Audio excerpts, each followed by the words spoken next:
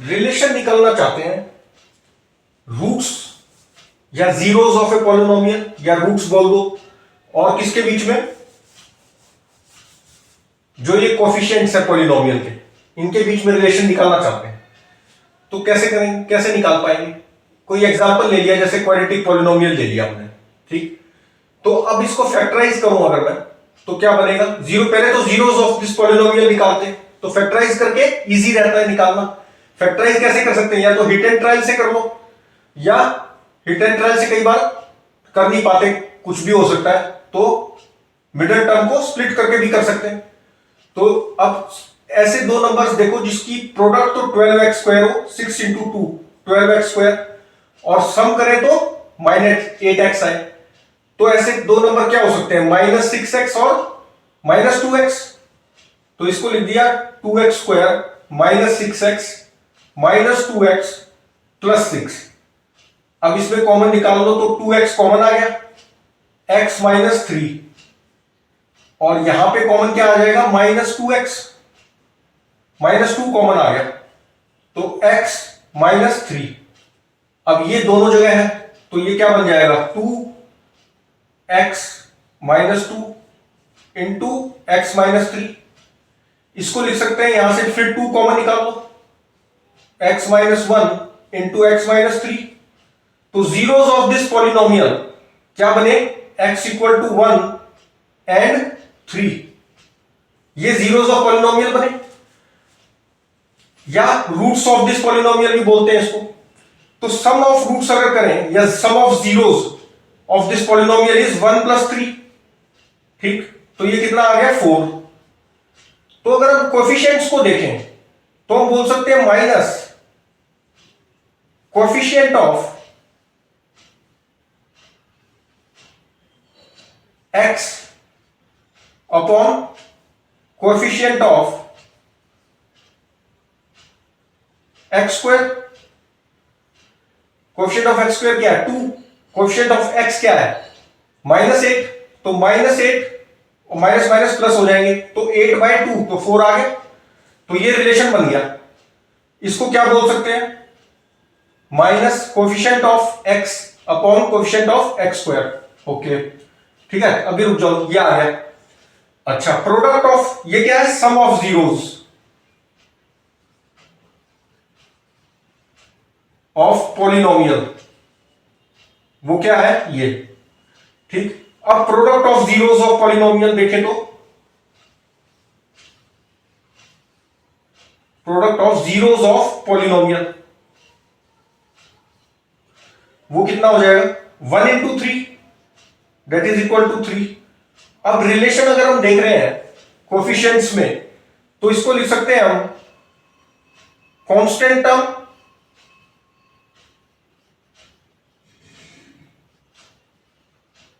Upon coefficient of,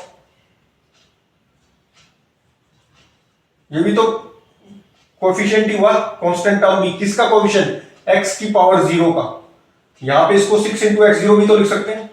तो इसका coefficient constant term upon coefficient of x square. तो constant term क्या है? 6 है, और कोएफिशिएंट ऑफ x स्क्वायर क्या है? 2, तो 3 आ जाएगा, 6/2। तो ये रिलेशन आ गया एक तरह से। अच्छा, इसी सवाल को हम ये जो चीज है, ये हम फैक्टर थ्योरम से भी तो लिख सकते थे। अगर मान लो हमें हिट एंड ट्रायल से पता है कि x इक्वल टू 1, मान लो जीरोस कौन से हैं इसके? 1 एंड 3 है ना। तो इसको ऐसे फैक्टर थ्योरम, अगर 1 और 3 इसके जीरोस हैं, तो फैक्टर थ्योरम से क्या बोल सकते हैं कि x -1 और x -3 इसके क्या होंगे? फैक्टर्स होंगे। यही फैक्टर थ्योरम कहती थी कि जो जीरोस होते हैं, जैसे 1 एंड 3 जीरोस हैं, तो x -1 and x -3 would be the factor of this, is equal to k into this, ऐसे भी लिख सकते हैं इसको, ठीक है। तो ये वाली चीज फैक्टर थ्योरम से भी आ सकती थी, ये चीज, ठीक। तो ये हो गया हमारा। अच्छा, अब इसको जनरलाइज कर सकते हैं। एक्चुअल में ये जो चीज आई है coefficient of x upon x square, क्या ये सिर्फ इसी एग्जांपल में? नहीं, कोई भी पॉलिनोमियल ले लो, क्वाड्रेटिक पॉलिनोमियल कोई भी लोगे, ये relation always holds good, check कर सकते हो लेके। अच्छा, वैसे मैं इसमें चेक करके बता भी दूंगा, जैसे पहले इसको ही चेक कर ले। तो एक्स स्क्वायर माइनस 3 है, ये पॉलिनोमियल ले लिया मान लो, ये भी तो पॉलिनोमियल है, क्वाड्रेटिक ही है ये, क्योंकि 2 डिग्री है। तो ये हो गया एक्स स्क्वायर माइनस 3, फैक्टराइज करें तो क्या बनेगा, ए स्क्वायर माइनस बी स्क्वायर वाला फॉर्मूला लगा दो, तो ए प्लस बी इंटू, इसको क्या लिख दोगे, ये ए स्क्वायर माइनस बी स्क्वायर अगर लगाए तो बी स्क्वायर होना भी तो चाहिए, तो ये √3 का स्क्वायर लिख दो।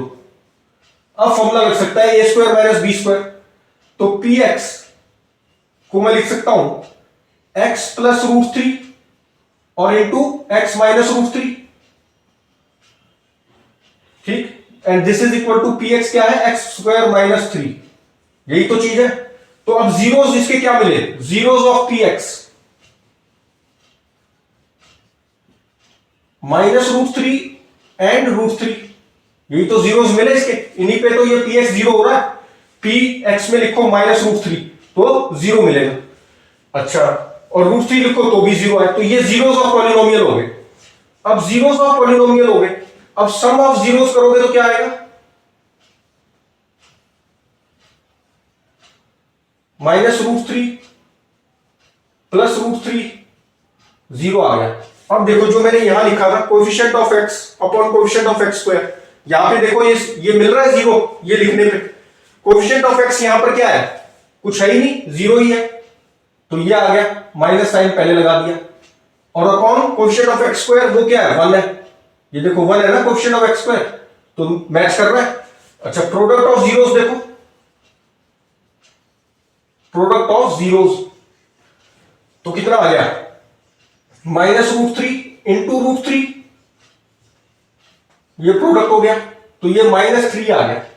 अब फिर मैच करो, constant term upon coefficient of x square, constant term यहां क्या है, -3 है, इसको क्या लिख सकते हो, -3 में कंफ्यूज नहीं होना, इसको लिख सकते हैं एक्स स्क्वायर प्लस -3, तो कांस्टेंट टर्म क्या हुई, -3, तो -3 ये आ गया। फिर है कोएफिशिएंट ऑफ एक्स स्क्वायर, वो तो 1 ही है, तो ये भी मैच कर गया। तो हमने जो कहा था कि ये हर एक में होल्ड्स गुड इज करेक्ट, ठीक, तो ये रिलेशन आ गया ना, रूट्स का सम रूट्स में और कोएफिशिएंट्स में रिलेशन आ गया। अब मैं इसको जनरलाइज अगर करूं, कोई भी क्वाड्रेटिक पॉलिनोमियल है ax square plus bx plus c, ठीक है, ये कोई भी क्वाड्रेटिक पॉलिनोमियल है, अगर मैं इसको जीरो पुट करता हूं, तो ये जो सम ऑफ रूट्स होगा, सम ऑफ रूट्स,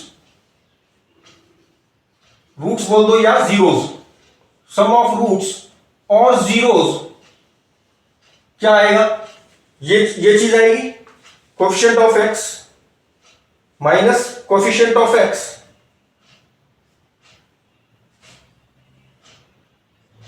इसको मैं फैक्टर थ्योरम से भी प्रूव कर सकता हूं। वैसे तो ये मैं दिखाई दिया दूसरा एग्जांपल लेके, लेकिन फैक्टर थ्योरम से कैसे करोगे, मान लो ax square plus bx plus c है, अब इसके रूट्स मान लो या जीरोस मान लो, अल्फा और बीटा है, ठीक है, ये जनरलाइज एक इक्वेशन ले ली, इसके रूट्स मान लो अल्फा और बीटा है, तो फैक्टर थ्योरम से हम क्या बोल सकते हैं कि ये जो पॉलिनोमियल है ax square plus bx plus c, this is equal to k into x minus alpha into x minus beta, क्योंकि ये इसके क्या हो जाएंगे, फैक्टर हो जाएंगे, तो ये पूरी टर्म को मैं ऐसे लिख सकता हूं।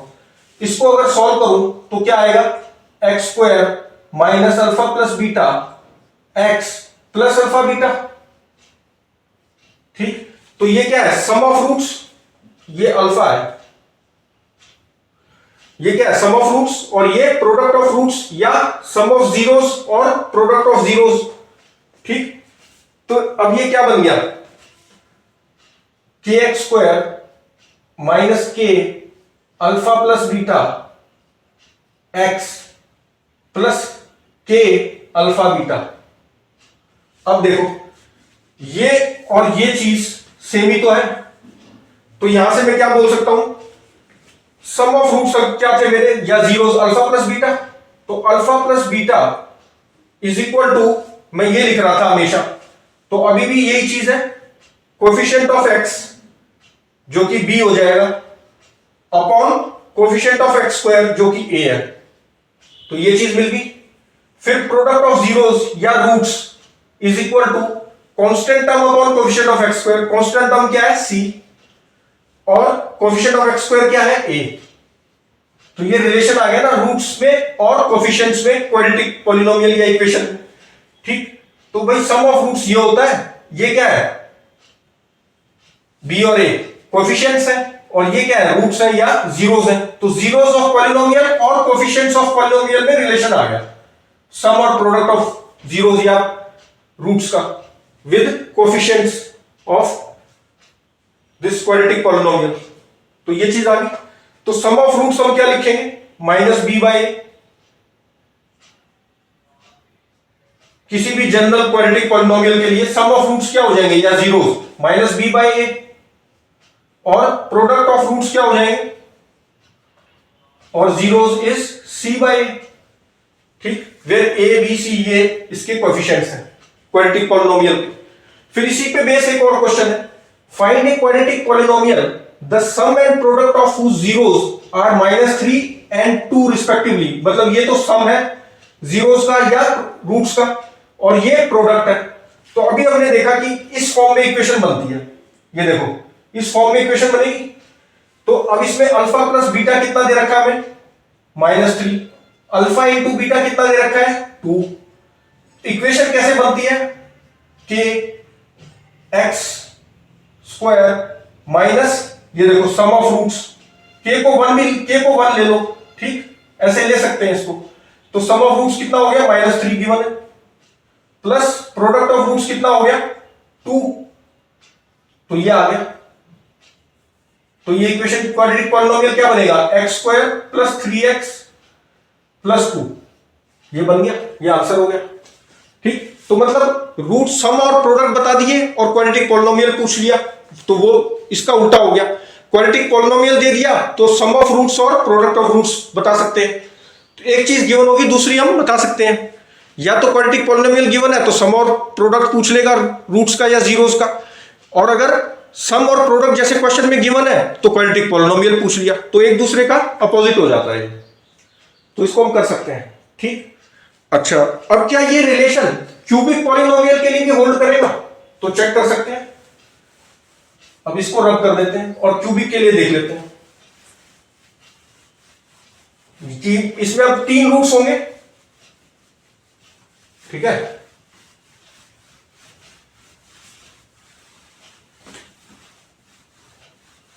अल्फा बीटा और गामा। तो इसमें भी क्या sum of roots minus coefficient of x square, ये इसी तरह आएगा, देख लेते हैं। अब पहले तो इसके रूट्स निकालो, हिट एंड ट्रायल से अगर करें तो P4 अगर मैं करता हूं तो ये 0 आ रहा है, पुट करके देख सकते हो। ठीक है, पुट करके देखो, कैलकुलेटर से देखो, P अगर 4 पुट कर रहा हूं तो ये 0 आ रहा है मेरा। अच्छा, और कौन सा है, -2 पुट करो तो भी 0 आ रहा है, और P हाफ पुट करोगे x को तो भी ये 0 आ रहा है। तो तीनों रूट्स मिल गए मुझे। ठीक है, अब हमें तो रिलेशन निकालना है ना, तो 4 -2 और हाफ, ये 3 रूट्स आ गए इसके। हम क्या कर रहे हैं, रिलेशन निकालना चाहते हैं। ये क्या हो गए, जीरोस क्या हो गए इसके, zeros of this polynomial are 4 -2 and half. क्यों, क्योंकि P4 0 हो गया, P -2 भी 0 आ रहा है और P हाफ भी 0 आ रहा है। तो 4 -2 और हाफ क्या हो गए इसके, जीरोस ऑफ दिस पॉलिनोमियल हो गए। अच्छा, अब सम ऑफ दिस जीरोस अगर मैं करूं, sum of zeros of polynomial, zeros को क्या बोलते हैं, और जीरोस बोलो या रूट्स बोलो एक ही बात है, ऑफ पॉलिनोमियल कितना हो गया, 4 -2 प्लस हाफ, कितना आ गया, 2 प्लस हाफ, कितना हो गया, 5/2। 5/2 हुआ कि नहीं हुआ, 5/2 हो गया। अच्छा, अब ये किसके इक्वल है, minus coefficient of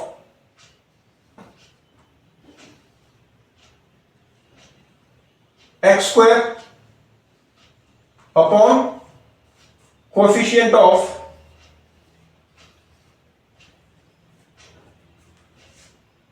x cube. पहले वाला क्या आ रहा था, जब क्वाड्रेटिक पॉलिनोमियल था तो सम ऑफ जीरोस क्या आ रहा था, माइनस कोएफिशिएंट ऑफ एक्स आ रहा था। और upon coefficient of x square आ रहा था। तो अब ये क्यूबिक हो गया तो ये बदल ले, ये स्क्वायर नेक्स्ट टर्म वाली स्क्वायर है तो वो आ गया। अच्छा, product of zeros of polynomial is equal to 4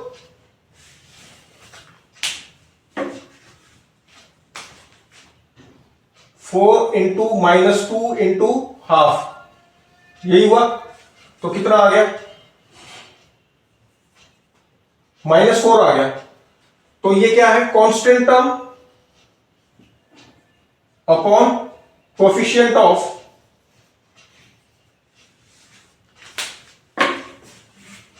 x cube. Constant term क्या है इसमें? 8 है, 8, ठीक है। प्रोडक्ट ऑफ रूट्स किया ना हमने, ठीक। तो ये क्या आ जाएगा? माइनस ऑफ कांस्टेंट टर्म, ठीक। तो minus of constant term upon coefficient of x cube. तो कांस्टेंट टर्म क्या है? 8 minus of 8 upon coefficient of x cube कितना है? 2। तो ये आ गया ना -4। अच्छा, अब product of zeros taken 2 at a time, ये तो तीनों ले लिए उनकी प्रोडक्ट। अब टेकन 2 एट ए टाइम, इसका क्या मतलब हुआ कि 4 into -2 plus 4 into half plus -2 into half, ये किसके बराबर होगा? ठीक है, टेकन 2 एट ए टाइम, ठीक। अगर इसको सॉल्व करेंगे तो कितना आ रहा है? -14/2 आ रहा है। देखो सॉल्व करके, ये हो गया -8, ये हो गया 2 और ये हो गया -1। सॉरी, एक रूट तो ये दिस इंटू दिस, फिर दिस इंटू दिस और दिस इंटू दिस, तो 2 -8 तो कितना आया? ये आ गया हमारा 7 आ गया ना, 7 आ गया। तो this is equal to coefficient of, पहले क्या आया था? एक्स स्क्वायर, यहां पे सीधा कांस्टेंट पहुंच गए थे, इसके बीच में भी तो टर्म है, coefficient of x upon coefficient of x लिखेंगे ना, upon coefficient of x cube, coefficient of x cube. ये चीज तो डिनोमिनेटर तो सब में किसका है? एक्स क्यूब का ही है, ठीक। तो ये देखो 8 और 1 9, -7 आया ना, तो coefficient of x upon coefficient of x cube, coefficient of x क्या हुआ? -14 और upon coefficient of x cube क्या हुआ? 2, तो ये आ गया ना -7।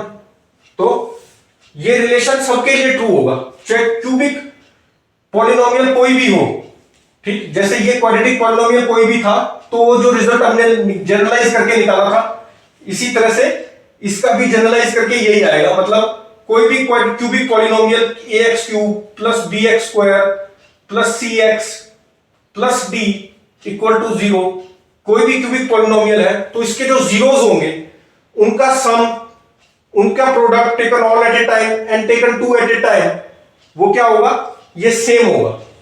अब coefficient of x square upon coefficient of x cube, इसमें क्या लिखेंगे हम? माइनस b/a हो गया, जनरलाइज कर दिया। और ये क्या हो जाएगा? -b/a। इसको एक्चुअल में ये चीज इसके बाद आनी चाहिए, तो इसको क्या लिखोगे? c/a, coefficient of x upon x cube क्या हो जाएगा? c/a। फिर उसके बाद ये वाली चीज, ये क्या हो जाएगा? Coefficient constant term upon this minus d/a हो गया, -d/a। तो पैटर्न यही रहा, जब क्वाड्रेटिक था तो भी यही -b/a था, और प्रोडक्ट में क्या हो रहा था? क्योंकि वहां d था नहीं तो c/a आ रहा था। तो एक नेगेटिव फिर पॉजिटिव, फिर नेगेटिव, ऐसे ही चलता जाएगा। अगर मान लो 4 डिग्री होती तो सम ऑफ जीरोस क्या लिखते हैं, माइनस बी बाई ए।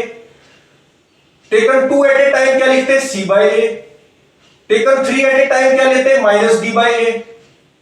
और टेकन ऑल रूट्स की प्रोडक्ट तब क्या होता है, ई बाई ए। ठीक, तो ये जनरलाइज कर सकते हैं।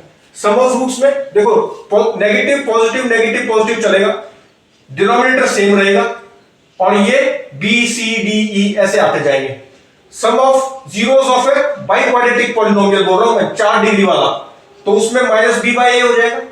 फिर प्रोडक्ट ऑफ रूट्स ऑफ या zeros of biquadratic taken 2 at a time is c by a. Taken 3 at a time minus d by a of all 4 is e by a. तो ऐसे चलता, 5 होंगे तो अब वो भी लिख सकते हो, एफ हो जाएगा माइनस एफ बाई ए और आ जाएगा। ठीक, ऐसे पैटर्न बन गया। तो इस तरह से हम इसको लर्न कर सकते हैं कि ये सम ऑफ जीरोस या रूट्स और प्रोडक्ट ऑफ जीरोस और roots taken 2 at a time 3 at a time, इसका एक पैटर्न बन जाता है कोफिशिएंट्स ऑफ उस पॉलिनोमियल के साथ, जो कि minus b by a, c by a, d by a ऐसे चलता जाता है। तो ये चैप्टर कंप्लीट हो गया। पॉलिनोमियल्स 10th में जो था ये हमने 2 वीडियोस में कंप्लीट हो गया, और करेंगे नेक्स्ट में।